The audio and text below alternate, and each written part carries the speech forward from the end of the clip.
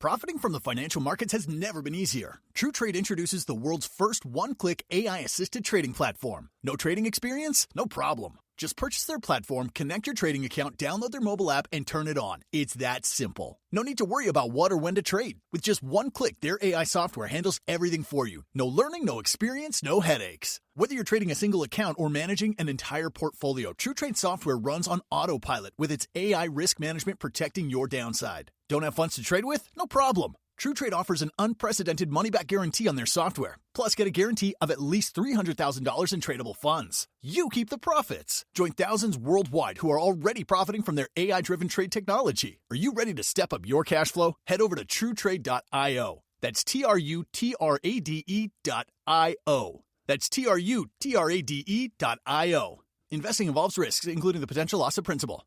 Past performance does not guarantee future results. See terms and conditions. Finding great candidates to hire can be like, well, trying to find a needle in a haystack. Sure, you can post your job to some job board, but then all you can do is hope the right person comes along.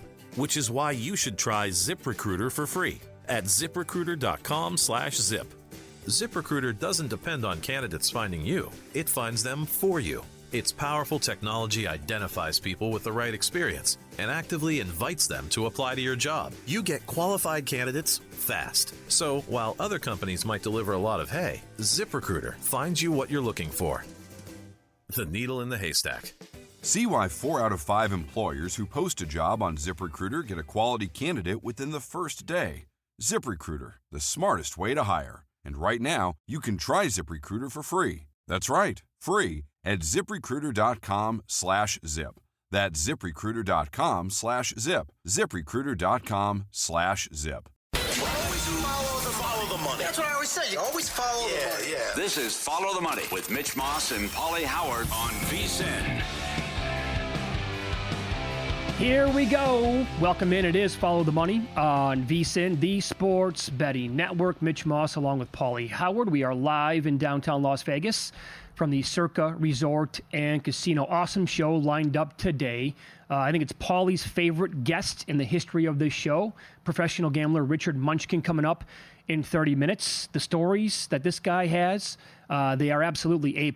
Oh, yeah. And we'll get his take on the big, beautiful bill as well. Justin Bales on the Summer League, which really gets underway tonight out here in Las Vegas. Mitch and Paulie's Pizzeria coming up at 5:45 Pacific time. Jensen Lewis on the program. Real or Fugazi as well. Paulie, how the hell are you? Good. Feeling good. Looking forward to Munchkin in half an hour. Can't wait. Interesting fellow.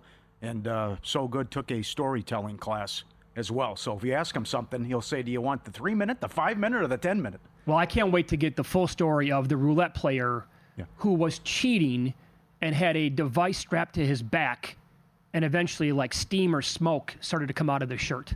Yeah. And it's like, okay, that dude needed to take off faster than Usain Bolt. Yes. And get the hell out of there immediately. Abort. Yeah. Abort. Bad plan. That's a problem. It's not working. Yeah. All right, so several stories like that. Busy Thursday, by the way, morning, afternoon, depending on where you're at. Your gal, Sabalenka, goes down, and she was on the ropes the entire match today. And that's who she is and what she does. When it's not going well, the frustration, you can see it kind of like oozing out of the television when you're watching it live. And she goes down in 3 sets. And there you go. No number one on the women's side. Yeah. Winning it again this year. Again, she blows the first set. She's in her own head. The unforced errors. I know she's a hell of a player, but she keeps making these deep runs. And if she would have won today, she would have been the first player since Serena to make 4 Grand Slam finals in a row. But a lot of times, the biggest opponent is yourself. And that's certainly the case with Sabalenka. She's so talented, so good, so much strength and the serve and the natural ability that she has and the gift. But it's it's a great story that this. I mean, don't judge a book by its cover. You look at this Amanda gal, you say that she's a pro tennis player? What? She has struggled with mental health issues. She was 35-1 at some spots before the tournament, which Nigel gave out. Not here, but at other place. But this is just, again, you see this where 100-1, 80-1, 100-1. Mm-hmm. Iga won no problem. She moves on to the championship, which I like her Saturday. But this gal was 35-1. She does not thrive at all whatsoever on this surface. Well, I just think the to win 6-0 in the second set as well. But the play here would be, off the big upset and then the turnaround, and can you channel those emotions and then come back and say, okay, well, I got to take care of business, and now I have to regroup, focus, and let that one go, and now come out and play for a championship. Yeah, she was awesome today, but so was Anisimova, American, and she was ranked 186th in the world last year. That's an impressive quick turnaround. I don't know if people saw it. I don't know if you saw it. There was a great special in between matches they did on ESPN about how many tennis players suffer from mental health issues. Number one was abuse from bettors. And I hope you die, get cancer, you cost me a parlay, whatever. Also, it's because of the travel, the rigorous schedule, and, no doubt.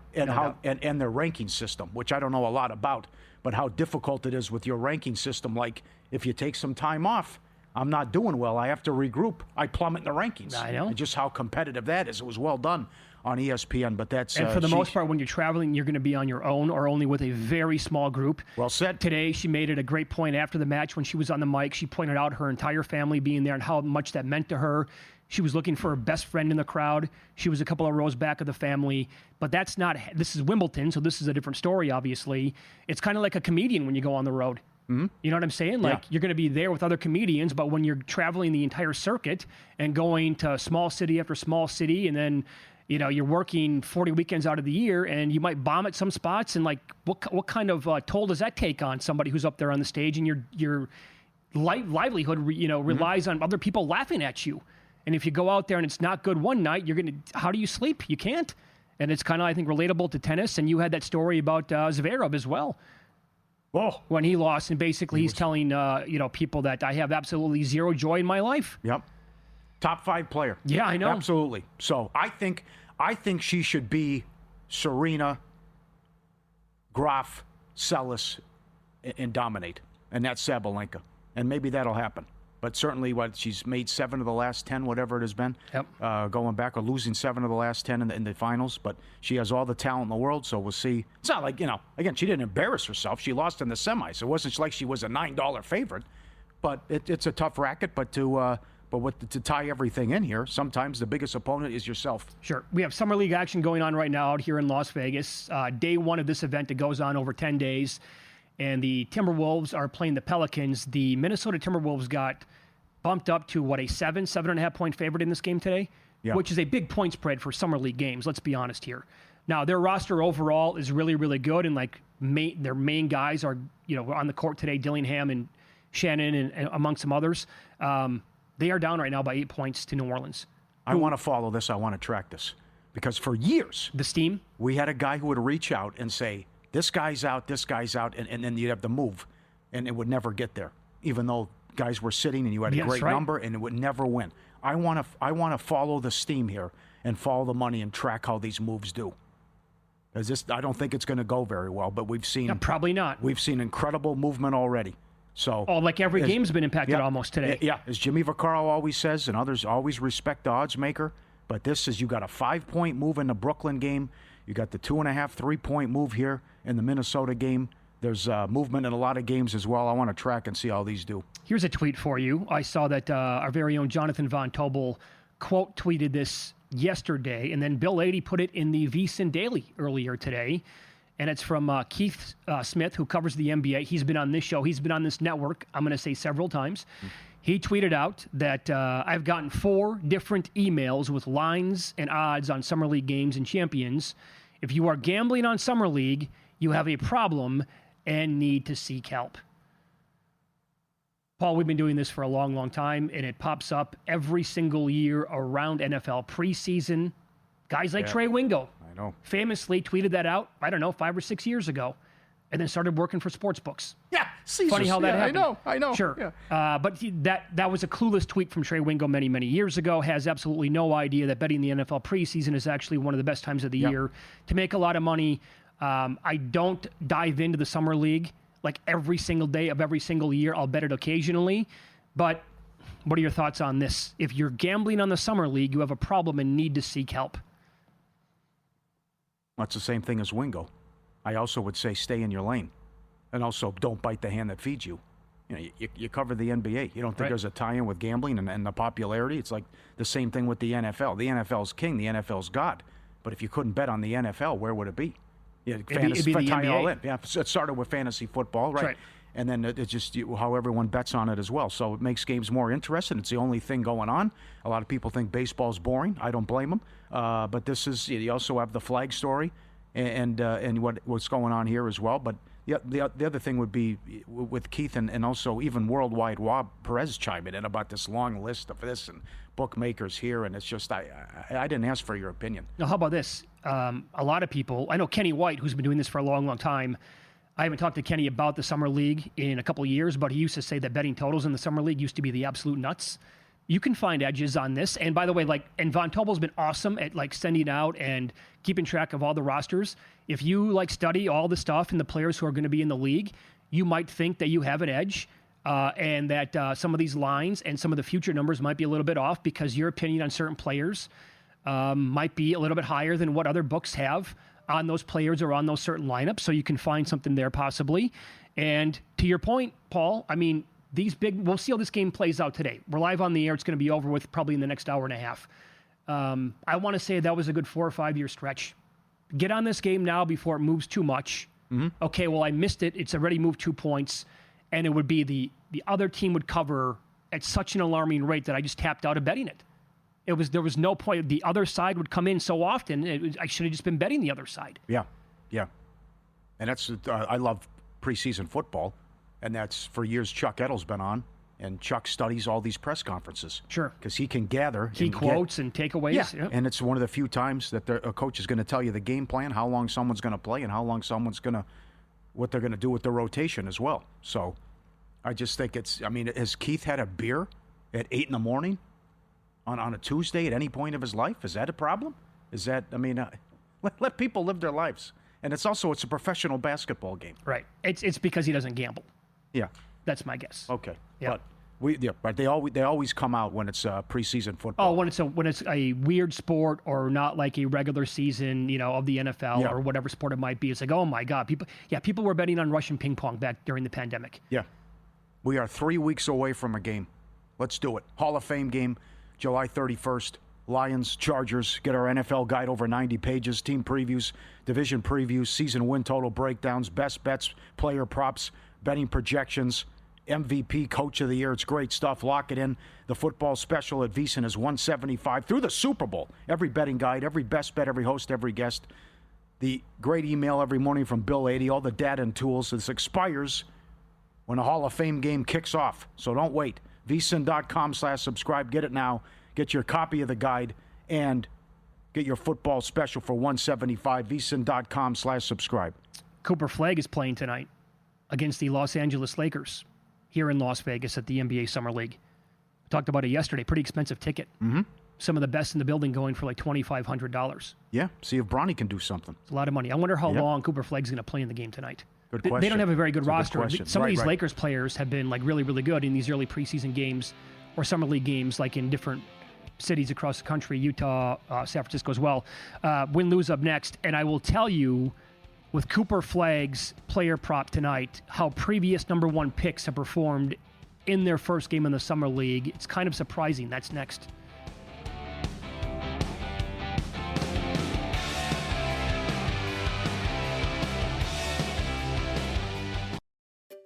Finding great candidates to hire can be like, trying to find a needle in a haystack. Sure, you can post your job to some job board, but then all you can do is hope the right person comes along.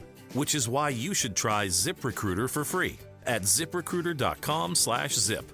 ZipRecruiter doesn't depend on candidates finding you. It finds them for you. Its powerful technology identifies people with the right experience and actively invites them to apply to your job. You get qualified candidates fast. So while other companies might deliver a lot of hay, ZipRecruiter finds you what you're looking for. The needle in the haystack. See why 4 out of 5 employers who post a job on ZipRecruiter get a quality candidate within the first day.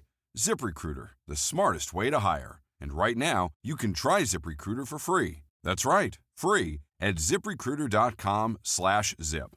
That's ZipRecruiter.com/zip. ZipRecruiter.com/zip.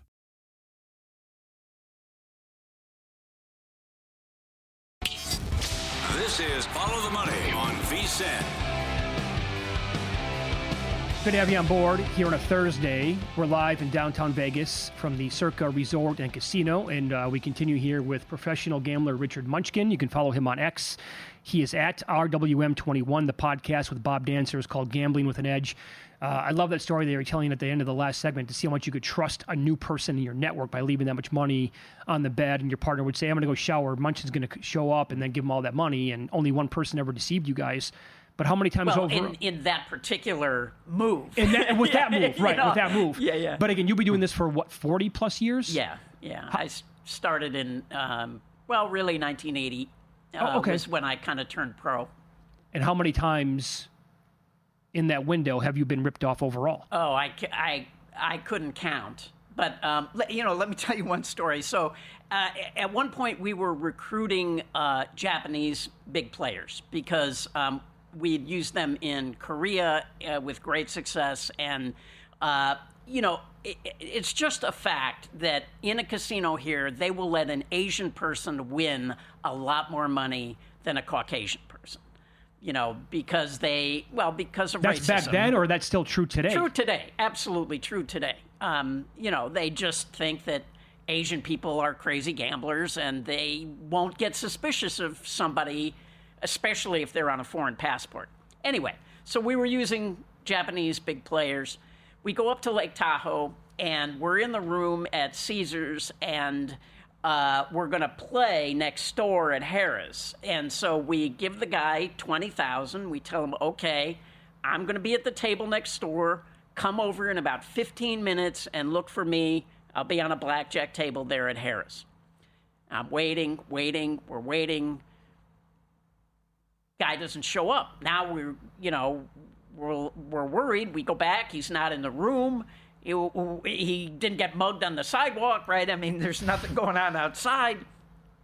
We can't find the guy. Turns out the guy took the $20,000, went directly to the airport, and flew back to California. And then when we finally confronted the guy about it, he told me his story was that he got mugged in that 50 feet between Caesars and Harrah's, and he was so ashamed that he couldn't face us, so he went and caught a plane home. So, I mean, what do? We're not mobsters, right? I mean, so all you can do really is write it off. Yeah. Okay. Not going to break his legs. No. As you said during the break, though, not maybe just that individual, but the prior people, they would have made so much money, but they were just short-sighted with what they did with that one particular instance and getting greedy. Absolutely. Every one of the people who was, stolen in these kind of situations would have made so much more. I mean, incredibly much more than what they actually stole. But some people just can't help themselves. It's like a sickness or something. It's that, and also, did they not potentially know, the exact position that they were in? They had to, right? They knew that they teamed up with some of the best. They're like, well, we're going to print money here. Yeah, they can't screw this up, right? I mean... Yeah, I can't explain it. Okay. It doesn't make sense to me, right? It's just... A lot of people would rather have the bird in the hand than what they might earn in the future, so... You're a small person. Have you ever been backroomed? Once, but it wasn't what you would normally think of as a backrooming. In Korea, after I'd been playing there for 3 years, when I was playing in Korea, I was always betting the table minimum, like $5. And so they tried to start barring our Japanese players. And that didn't go very well because they threatened to go to the television and the newspapers in Tokyo and they would never get more Japanese play. Ooh. And then they figured out that it was the Caucasian guy who was always sitting at the table with them betting the minimum. And so they come to me and they asked me to come with them to the back room. And this is the most polite barring I've ever had. We sit down and they offer me tea and we're drinking tea and just chit-chatting. And then after about 5 minutes, the guy goes, I'm very sorry, but you cannot play blackjack anymore. And I said, why? I'm only betting $5. I'm very sorry. You cannot play blackjack anymore. And that was basically when it was over. They just started barring all the white guys, and that was the end of our Korean play. So that was my only backrooming. Okay. Well, and part of that I attribute to the fact that I worked as a dealer and a boss, and so I really felt like I saw the heat coming before it ever got to that level. So I was out the door before. What's the signal? What's the signal with Daryl? Here comes the heat. Get out. Get up and grab your chips. Get the hell out of here. So I mean, there are several. Like the really old one was this, like Hot Under the Collar, and then this was. There's even more, even more. Oh, heat. That's worse. White Okay. Forehead. All right. Yeah. So yeah, and so here's a story for you. I'm the very first time I played a hole card with Daryl. This was in the early '80s, and we were in the California Club, and Daryl was able to see from first base. He was able to see the dealer's hole card. And so I'm playing, and I'm winning, and I hear one boss, say to the other boss, well, the count is positive, and he hit 16 against a 10, so he's not counting cards. And I think, okay, that's great, right? And so we're playing along, and all of a sudden I hear the guy say, that's it. The guy on first base is seeing the whole card. And now I start giving Daryl, heat, get out. And then, I think this was, at that time, this was our signal for major heat, Now, Daryl and I had not played with each other before in this way. Right. And so he wasn't sure, so he's giving me, question, what's going on? And so the signal to get the hell out as quickly as possible was to page. They used to page people in the casino. Uh-huh. And so I say, I'm going to the bathroom, and I get up and I go to the bathroom, but I go to the house phone and I have them page Herschel Walker. And that meant run like hell. So I go in the bathroom, and I come back. Daryl's gone, and now I see the boss is talking to a Griffin agent. So I just sit down and start playing, right? Because I figure if I just pick up my chips and run, that's an admission of guilt. So I play, and I play a little while, and then I get up and I move to another table, and I play a little longer. And they're still talking now. They're confused by all this. So finally I cash out, and I go out one door. I go over through the Mint. I come back, and I had valeted here at what used to be the Las Vegas Club here at Circa. And I go out of the Mint, and I come back down Fremont Street. I go through the Las Vegas Club, and I go out to valet, and I'm waiting for my car. And all of a sudden come running out the door the Griffin agent and the boss from the California Club. And they see me standing there waiting for my car, and now they don't know what to do. So they stand off to the side, and then, when my car comes, the Griffin agent very obviously, takes out a notebook and writes down my license plate number. And, that was my first experience with major heat here in Las Vegas. Yes. Only once you've been afraid for your life, though? The only time I've been really afraid for my life was in Russia. Yeah, Russia was a really a dangerous place, and yeah, I was really afraid, and vowed never to go back there and never to go to a place that I did not think was safe. And how long ago was that?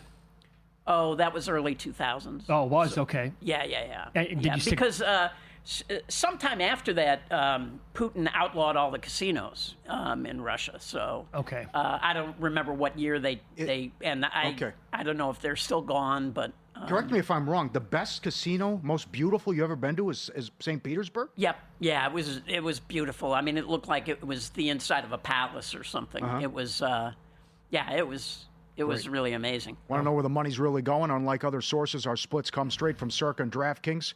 See the percentage of bets versus percentage of handle on every game across every major sport, helping you make smarter, more informed bets. Get VSiN's exclusive betting splits as little as $9.99 for your first month. VSiN.com/subscribe.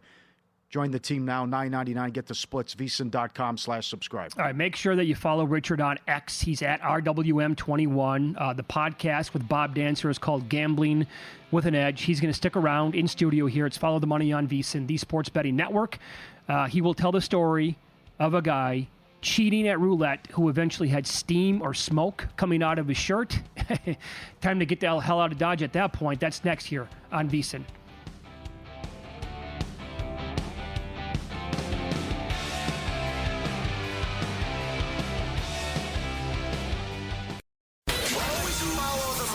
That's what I always say. You always follow the money. Yeah. This is Follow the Money with Mitch Moss and Paulie Howard on VSiN.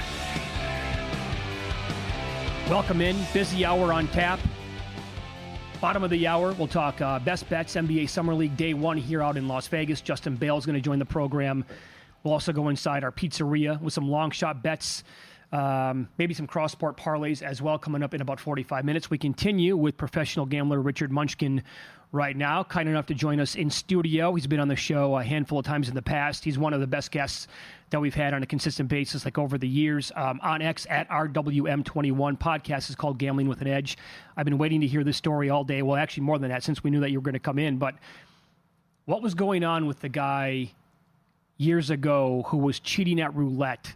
He was using a device that was on his back? Yeah, so first of all, I have to say he was not cheating. Okay. Because computers were not outlawed in Nevada until 1985.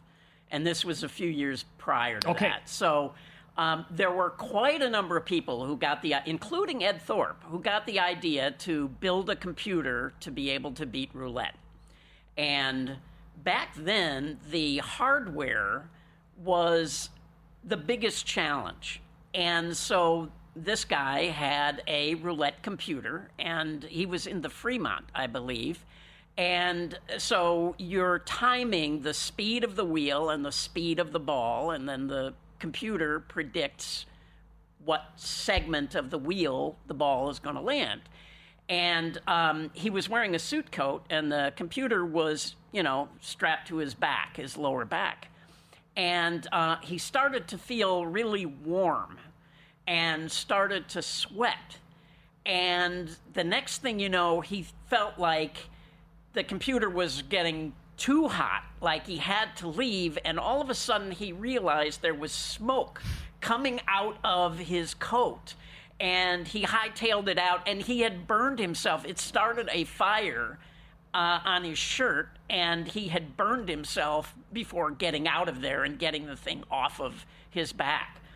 But I have a story about a guy who actually was cheating at roulette. And this guy, this was in the 70s, they drilled a hole in a roulette ball and put a magnetic core inside and then plugged the hole. And the guy would wrap copper wire around his body and had a battery pack in his pockets. And he would stand over the wheel head, and his partner would bet. And then when the ball was coming along to the section where his partner had bet, he would flip the switch, and the magnet would pull the ball out of the track and down into the wheel head. Get out of here! And this was going fine until one day he flipped the switch and the ball just disintegrated. And nobody knew what had happened. His partner got up and left. He walked away from the wheel. The dealer was totally confused, like, where's the ball? So after that, they actually bought a machine to press their own acetate balls rather than drilling a hole, which had weakened the ball. And how the hell did they get the ball, drill a hole to put the magnet in it, and then get it back on the wheel?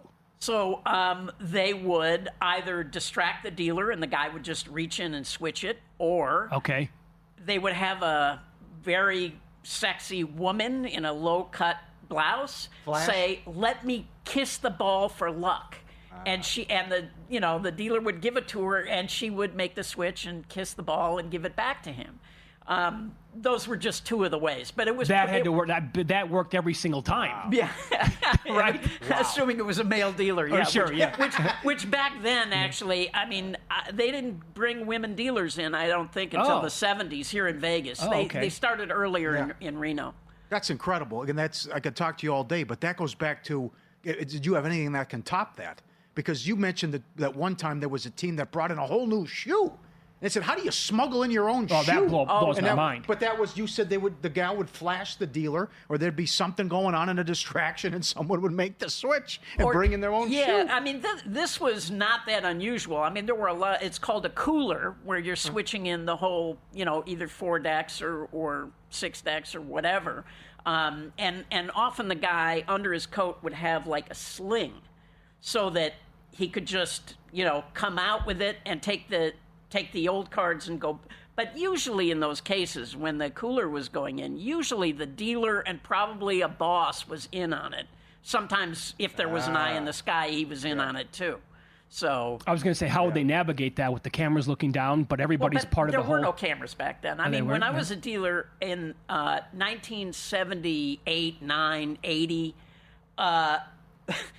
we had no cameras, and if there was a guy who had to go up on a catwalk to go look through the mirrors, the dust would start dropping from the ceiling, so you always knew, there's a guy up in the sky. Wow. So, wow. I can't imagine the pressure, by the way, of the guy making the switch. Oh, yeah. Oh, the heart rate must be 250. He's like, okay, now it's my turn. I got to make this. Oh, my God. Yeah. Pressure packed right there. Actually, I have a good friend who, when he was about 19 years old, his dad and his uncle were old crossroaders. And his first job for them was he had to go in with a buddy and start a fight in the middle of the casino to draw everybody's attention while his dad and his uncle put in a cooler. Oh, there you go.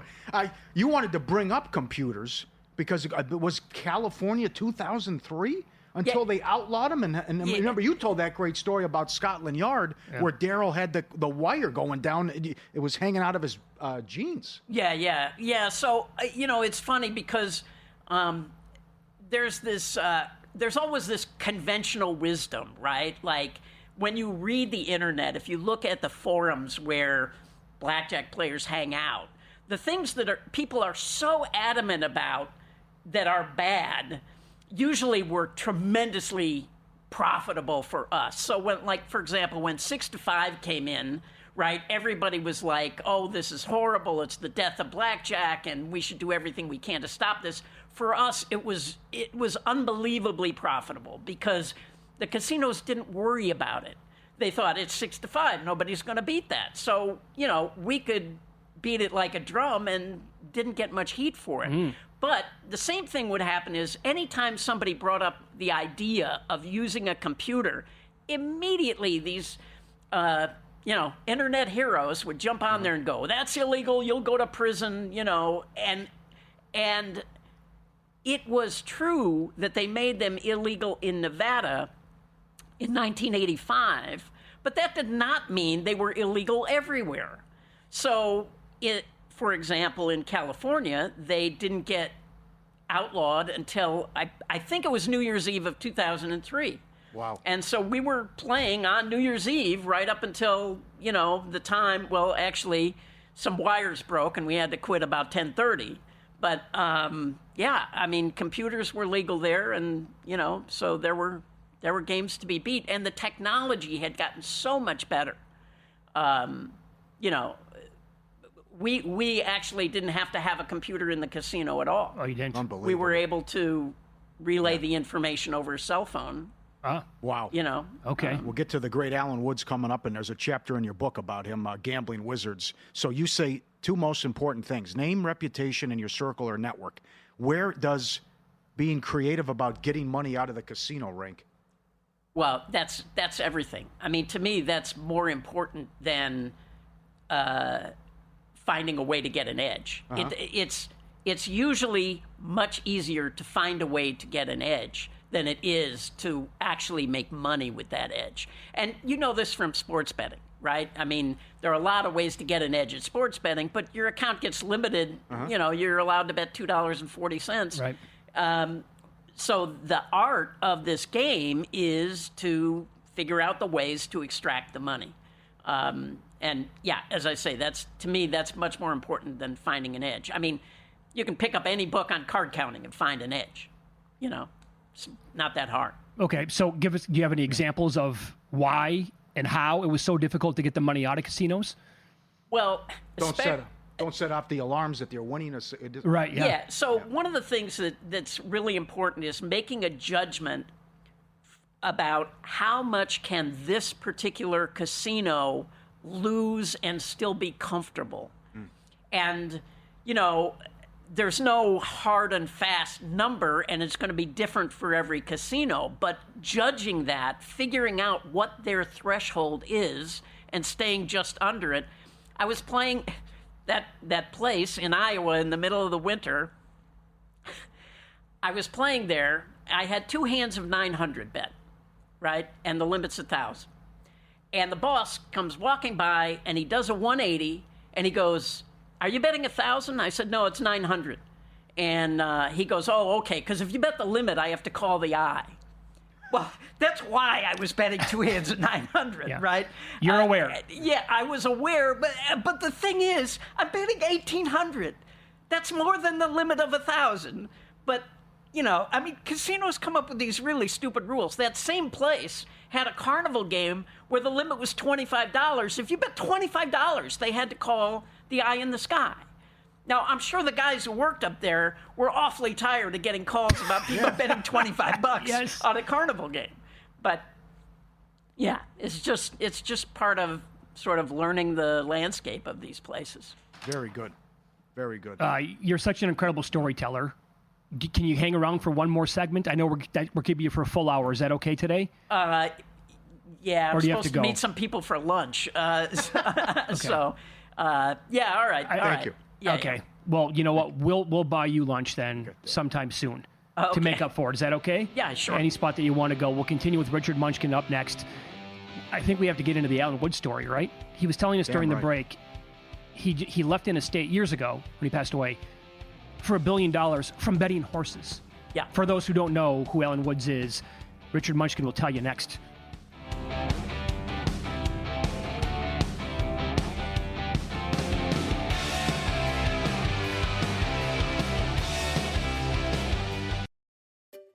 Finding great candidates to hire can be like, well, trying to find a needle in a haystack. Sure, you can post your job to some job board, but then all you can do is hope the right person comes along.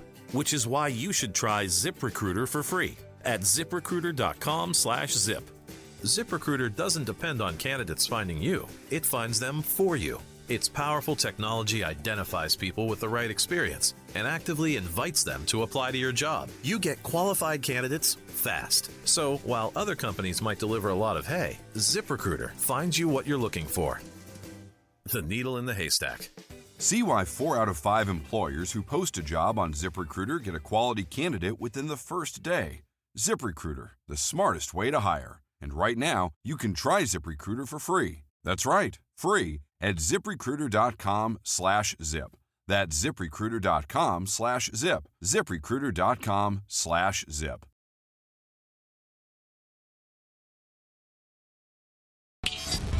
This is Follow the Money on VSiN.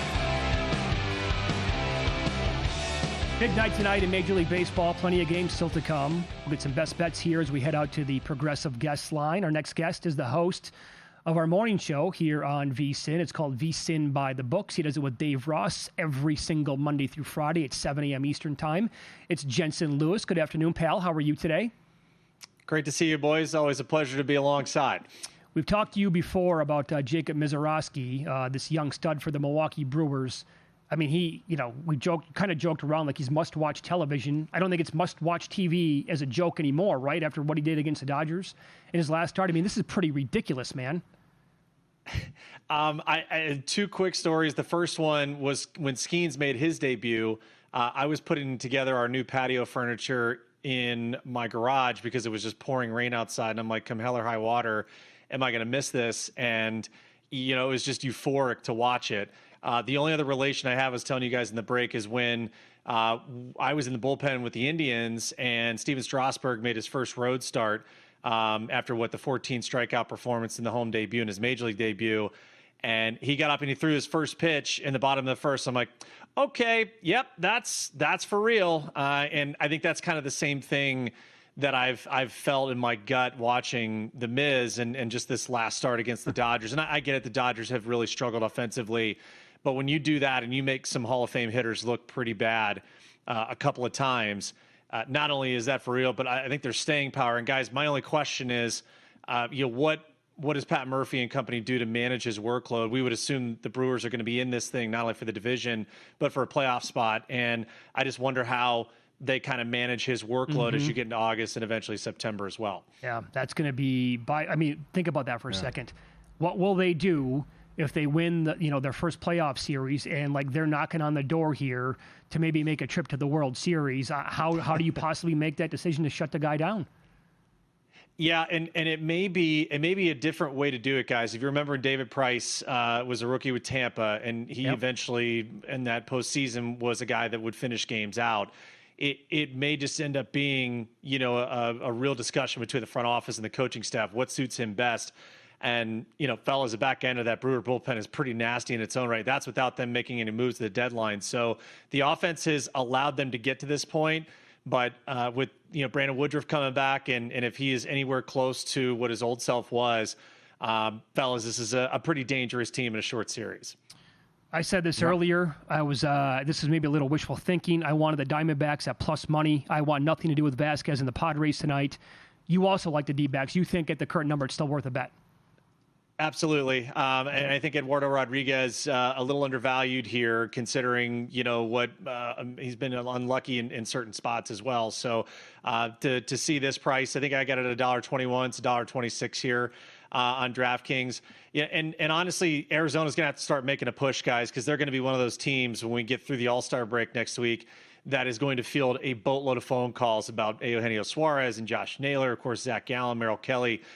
They're going to have to kick it in right now and really make that call sooner than later, because they've got a lot of great assets that can help them in the near term, but also their long-term roster construction too.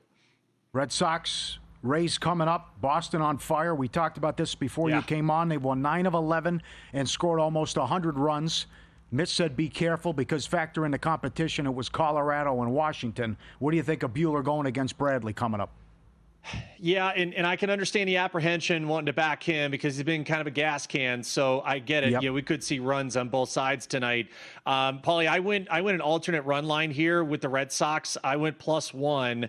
Got it this morning at $1.41. If you build it out in some places, go ahead and find your best number there. But kind of 2 cracks at the apple here, plus the last AB there in the 9th inning if we need it. So Taj Bradley also too, guys. There's times where he's looked utterly dominant, and then the command just goes away, and he'll walk the house. So I'll back the Fenway faithful, and just knowing where the Red Sox bats are to this point offensively, and take my chances with Buehler, even if he gets punched out early. I'll ask a follow-up here on Boston. If they continue to be hot before the All-Star break and then before the deadline, after giving up Devers, for a few players earlier in the year, do they kind of change their mind and say, my God, we might be players here in the American League?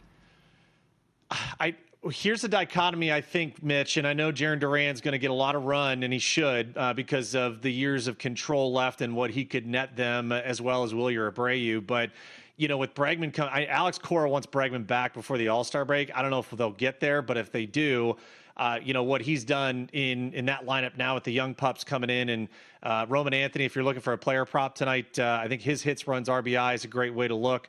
Wilyer Abreu, too, in that category. But Mitch, Dave and I were talking about this morning. If you feel like, the Red Sox can run this down, you look at the division prices 14-1. That pennant price is 25-1. There is a special market on DraftKings. I think I may have talked to you guys about this before. Red Sox are 100-1 to win the American League East and the American League pennant. So by virtue of just basically getting a better price on that division, you at least give yourself a way better opportunity to monetize there. So Red Sox are 100-1, Jays are 10-1, Rays are 40-1. If you feel the Yankees don't get it done in that division, I would advocate for that market, just knowing how wide open the American postseason probably will be. Okay. And now Michaelis has been brutal since early June. He's been giving up a lot of home runs and a ton of runs. What do you want to do with the Nationals here? Yeah, and I'm going to go back to that alternate run line, Paulie, and it is more of a play on the inconsistency with Michaelis. +1 for the Nats at minus $1.26. I do think the offense, I think Mitch was listening to you earlier. I think you're talking about James Wood. Nice little guy to target here, just especially with the arsenal. Really no swing and miss that you have to worry about with Michaelis in his recent form. So Josh Bell is a guy, too, that's, I believe, had great career numbers there. Just anything from the left side is going to create a much higher exit velo potential against Michaelis. So I think I'd rather err on the side of where the Nationals are playing for the new manager, Miguel Cairo, new in quotes. Obviously, he's been there on their bench. But, yeah, I think there's a little more motivation there on the Nats side than there is the Cardinals side. All right. You're looking to do the same thing with an alternate kind of like run line here with the Angels taking on the Rangers tonight? Guys, the Rangers are, 10 games under 500 on the road. And, I hate to do, things against Patrick Corbin because, it feels like recently he's figured out how to get people out again. But too good of an opportunity with this offense, too. And I think that total is upwards of 10 now in some places. So we could see off. I know we saw a boatload of runs there last night. Rangers bullpen stinks right now, too. So I'll take the Angels again, +1. Got them, I think, $1.32 for me earlier this morning. Kahanowitz has been fine. I think he's serviceable enough. You look at where that Ranger offense is. Marcus Semien has turned it on a little bit. I think, Corey Seager, obviously, Adolis Garcia, top of that lineup makes more sense with the back end. Just don't know what you can expect from that to potentially have to come from behind. So I take the Angel bullpen right now and just that offense at home. Very good. Hey, you live in the Cleveland area. With football now getting closer by the week, who would you bet on today to win the Browns Week 1 starting job? My heart tells me that it's Flacco because I think Kevin Stefanski feels that in his heart of hearts, he doesn't want to have to, go pivot to a Pickett or a Gabriel early. I think maybe you guys had a discussion about when you look at where that schedule is and they go overseas to play the Vikings. I think after that could be your first line of demarcation too about if they're 0-4-5, guys, if they don't beat the Bengals in week 1, I don't know where their first win is. So it's really difficult to see them sticking with Flacco longer than maybe going over to Europe. If they are where we think they could be, then I think that's where your change is. So like I said, my heart tells me Flacco. There really hasn't been too much more up here outside of, hey, it's, we're going to have guys compete and all that. But there's been nothing that has really stood out to say, like, it's Kenny Pickett's job to lose or any of the young pups as well. Yeah, barring a miracle, right? It's not going to be one of the rookies, though. You would have to have a significant, Flacco non-contact injury, can't go. I'd still think that, we've seen it plenty of times in camp, right, where you have a quarterback go down, you make a phone call. Kenny Pickett feels like that guy that they offload if they really like where Gabriel's at in his development. The owner made the Shedeur Sanders pick, so you always have that wild card in there too with Jimmy Haslam. But yeah, barring something completely unforeseen, guys, I think it's Flacco in week 1. Yeah, I would agree with that. You can follow Jensen on X. He's at JLou50. Catch him every morning here, Monday through Friday at 7 a.m. Eastern with Dave Ross on VSiN by the books, and he was on the Progressive Guest Line. Good to talk to you as always. Best of luck tonight. Likewise. Thanks, fellas. Yep. Thank you, buddy. There you go. All right, so he's getting creative tonight. Bunch of bets. I think he maybe talked me into the Diamondbacks. This is a great market at DraftKings. Not week 1 starter. Okay. Most passing yards in the season. Flacco +150, Pickett +240, Sanders and Gabriel 4-1. Well, actually, in that market, one of the rookies might be worth taking. Right. Giants, Wilson -220, Dart 4-1. You got to take some Dart there. Same 4. Their schedule, oh my God, to begin. When will you pull the plug on Wilson?